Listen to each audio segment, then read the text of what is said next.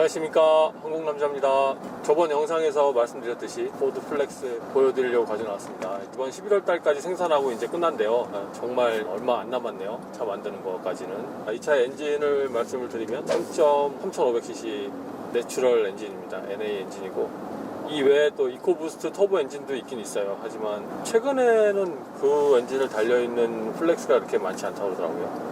트랜스미션은 6단 오토가 들어가 있습니다. 최근에는 포드 트럭 기준으로 보면 3.5 이코부스트의 10단 변속기를 사용하는 게 추세입니다. 이 모델은 단종이 되는 모델이라서 그런지 신형 시스템으로 들어가진 않았어요. 제가 야간 리뷰에도 잠깐 말씀드렸는데 6단 트랜스미션을 사용하는 것 치고는 연비가 상당히 좋습니다. 예를 들면 포드 F150 트럭 같은 경우 3.5 이코부스트에 6단 오토 미션을 사용했을 때 대략 복합 연비가 리터당 한 6km대 초반 이거밖에 나오지 않았어요. 근데 이 차 같은 경우는 거의 9km까지도 나오는 거를 볼 수 있거든요. 그러니까 여러모로 테스트 드라이브를 했는데도 최고 안 좋았을 때가 대략 8.8 이렇게 나오고요. 평균 9km 정도가 나온 걸로 찍히네요. 그러니까 상당히 좋은 연비를 기록하고 있다라고 보입니다.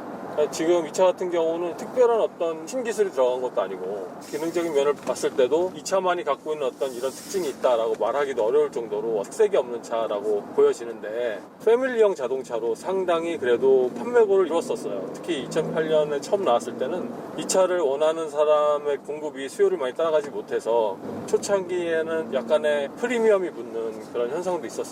아쉽지만 지금은 보내야 될 시간이 됐네요. 시트 위치를 알려드릴까요? 일반 미니밴이라고 불리우는 세도나 카니발, 오디세이, 그리고 시에나를 비교해서는 시트 포지션이 높지 않아요. 낮은데 어느 정도 낮은 정도로 느껴지냐면 소형 SUV급이라고 보시면 될 것 같아요. 현대 투싼?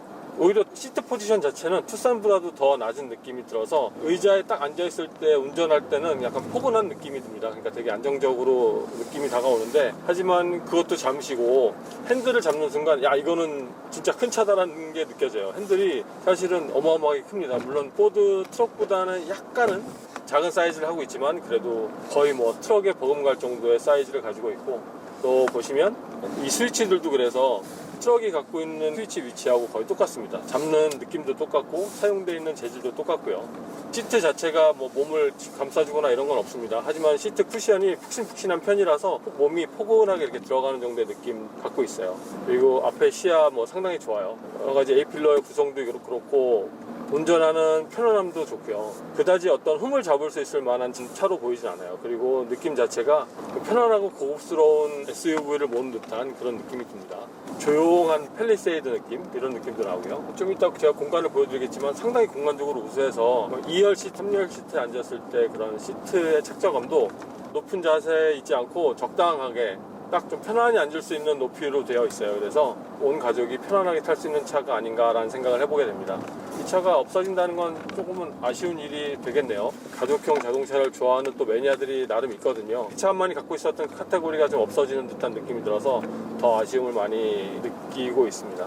나머지 차의 구성도를 보면 여타 포드 브랜드에 나와 있는 것들하고 다른 게 전혀 없어요. 스위치의 종류라든가 느낌, 그리고 오디오 시스템도 마찬가지고 운전할 때의 느낌, 그러니까 이런 느낌이에요. 포드 F150 같은 경우는 이제 후륜 구동이 항상 기초 기반인데 그 느낌이 전륜 구동으로 들어가 있다라고 느껴집니다. AWD지만 실제 운전할 때 구동 느낌은 앞에서 상당히 큰 힘으로 끌고 간다는 느낌이 느껴지고 있거든요. 그러니까 그 느낌이 어떻게 보면 트럭과는 좀 더 반대된 느낌이지만 그거를 제외하고서는 익스플로러 쪽보다는 포드 F150 쪽에 가까운 느낌이 아닐까라는 생각이 들어요. 운전하기 불편하게 느껴지고 코너링이라든가 여러 가지 차가 움직일 수밖에 없는 상황에서의 움직임이 둔하게 느껴진다라는 뜻이 아닙니다. 그런 것들이 아니고 포드 F150을 몰아보신 분들은 조금은 아실 수 있는데 그래도 그 덩치에 되게 날렵하고 운전하기 편하잖아요. 이 포드 플렉스가 딱 그런 느낌을 주고 있어요. 헤드업 디스플레이 이런 거 없고요. 그리고 썬루프도 싱글 썬루프인데 보면은 루프에 여러 가지 썬루프가 구성이 되어 있습니다. 3열 시트에는 1열과 같은 느낌의 썬루프가 적용이 되어 있지만 물론 이제 열리진 않지만요, 1열처럼.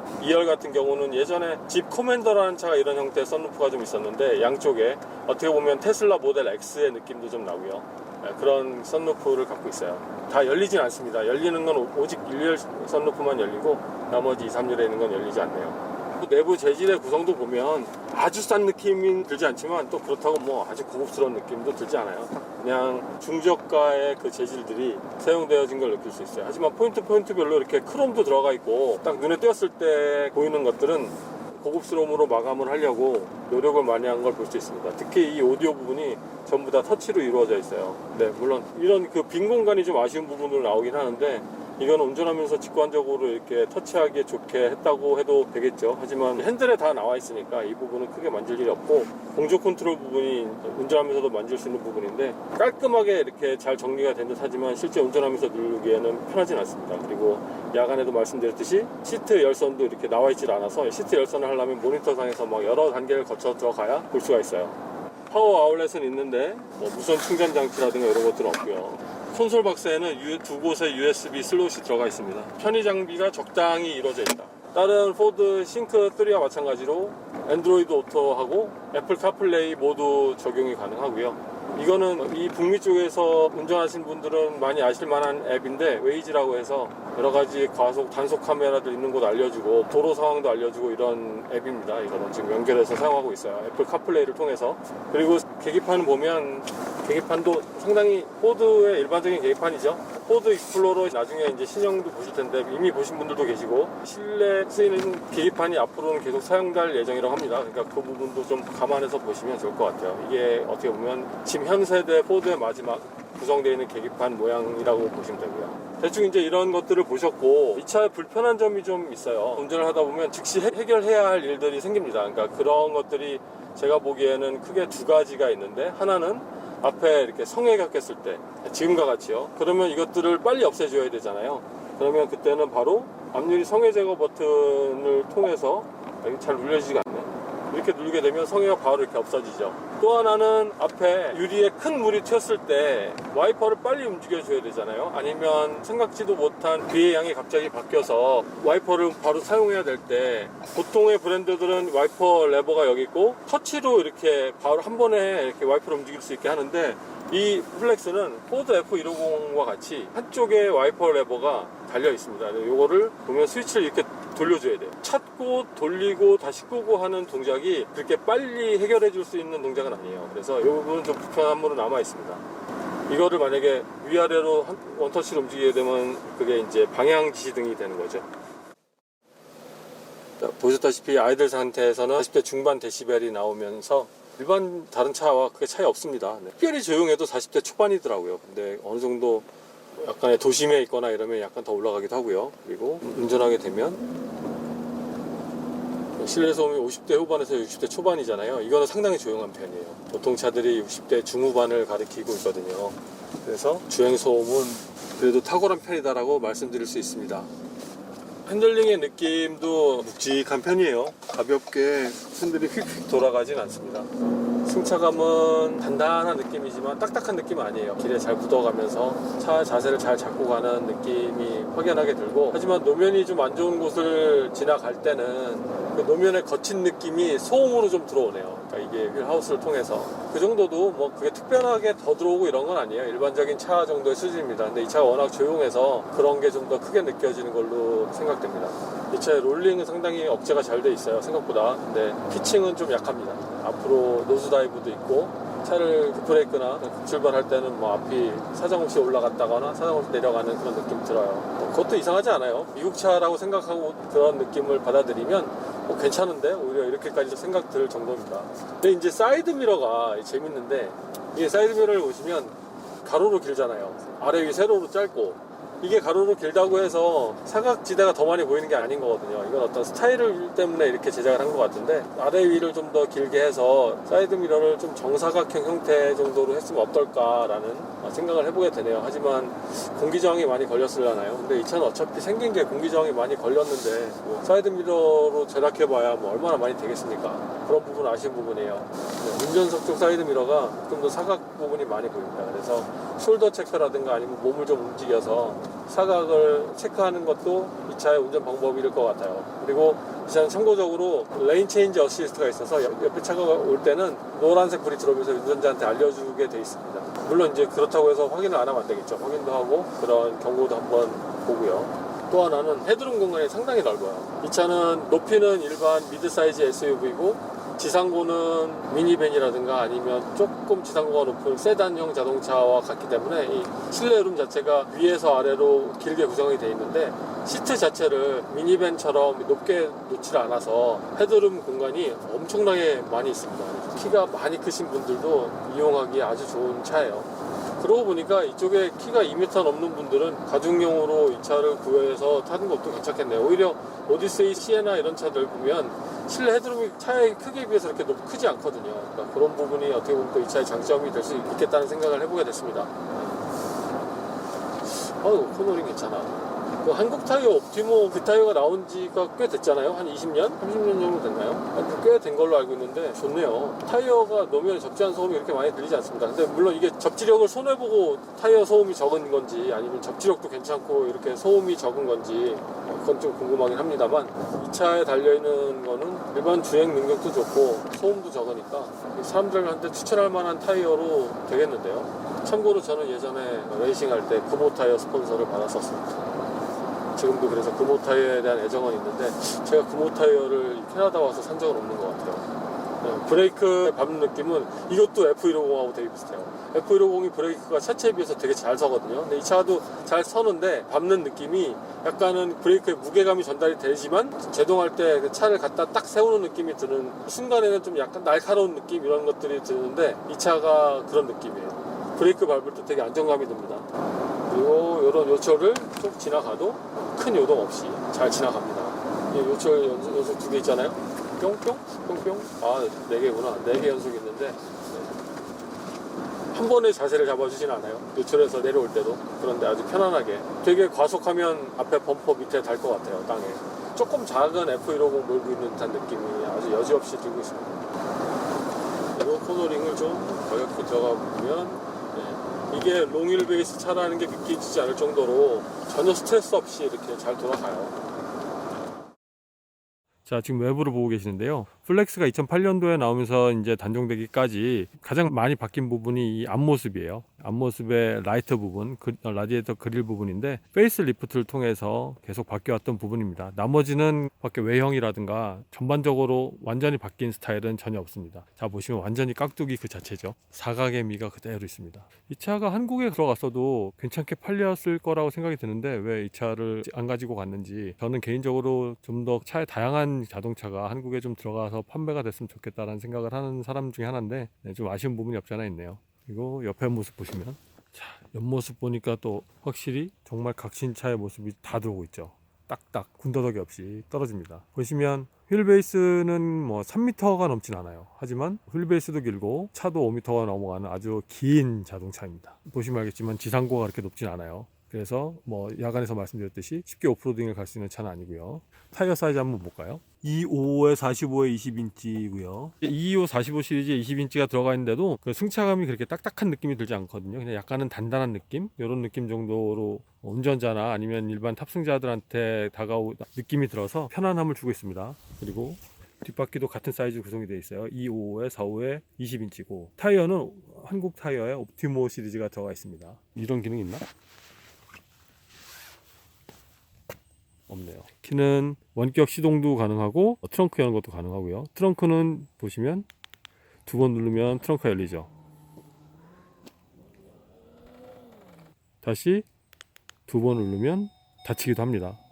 최근에는 리모트 컨트롤로 열 수는 있는데 닫는 기능이 없는 차들이 많이 있죠. 하지만 이거는 닫힐 수도 있고요. 시동 한번 걸어볼까요? 시동 스위치를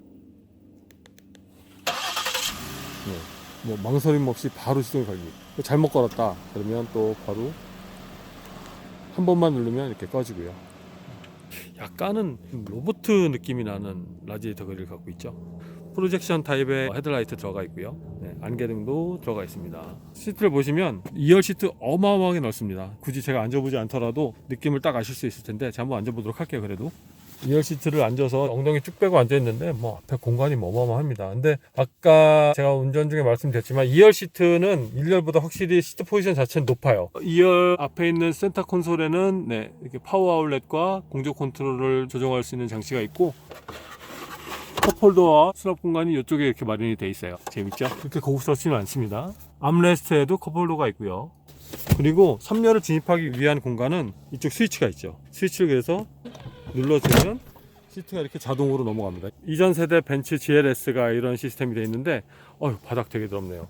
이 스위치가 저 반대편 운전석 뒤쪽으로는 없어요. 스위치는 요 패신저 사이드 쪽에만 있습니다. 좀 아쉽죠? 제가 3열을 앉아보면 이렇게 3열 앉고 시트를 당기고 등받이도 그냥 이렇게 손으로 올리면 돼요. 올리면 아주 이 정도의 공간이 나와 있는데요. 이 플렉스 같은 경우는 이 2열 시트가 앞뒤로 움직이진 않습니다. 고정식인데 2열 시트가 넓게 구성이 되어 있어서 3열 시트는 2열 시트에 비해서 많이 좁습니다. 제 무릎이 이렇게 앞에 등받이에 달 정도로 좁은데 어느 느낌이냐면 펠리세이드나 텔루라이드 2열 시트를 뒤로 끝까지 밀고 3열 시트를 탔을 때 정도의 느낌의 공간이에요. 또다시 말씀드리면 이전에 익스플로러의 3열 시트보다는 넓게 구성이 되어 있지만 그래도 2열 시트의 공간이 상당히 많이 확보된 상황에서의 3열 시트이기 때문에 3열에는 어른이 앉기에는 좀 힘들 것 같고 어린아이가 앉기에는 충분할 공간으로 보입니다. 나름대로 3열에 이런 빡빡한 수납 공간도 있고 컵홀더도 있고요. 오디오 조절 기능이라든가 최근에 3열 시트에 많이 들어온 기능들은 없어요.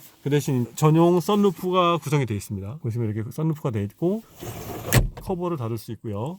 이렇게 열 수 있고 그리고 제가 아까 말씀드렸지만 2열 시트에도 2열 시트 천장에 두 군데 썬루프가 있죠. 이것도 열리는 건 아닙니다. 유리를 통해서 밖에 시야를 확보할 수 있는 공간만 마련이 됐고 그 대신 3열에 있는 썬루프와 마찬가지로 이렇게 커버를 닫아서 썬루프를 가릴 수가 있는 기능은 있습니다.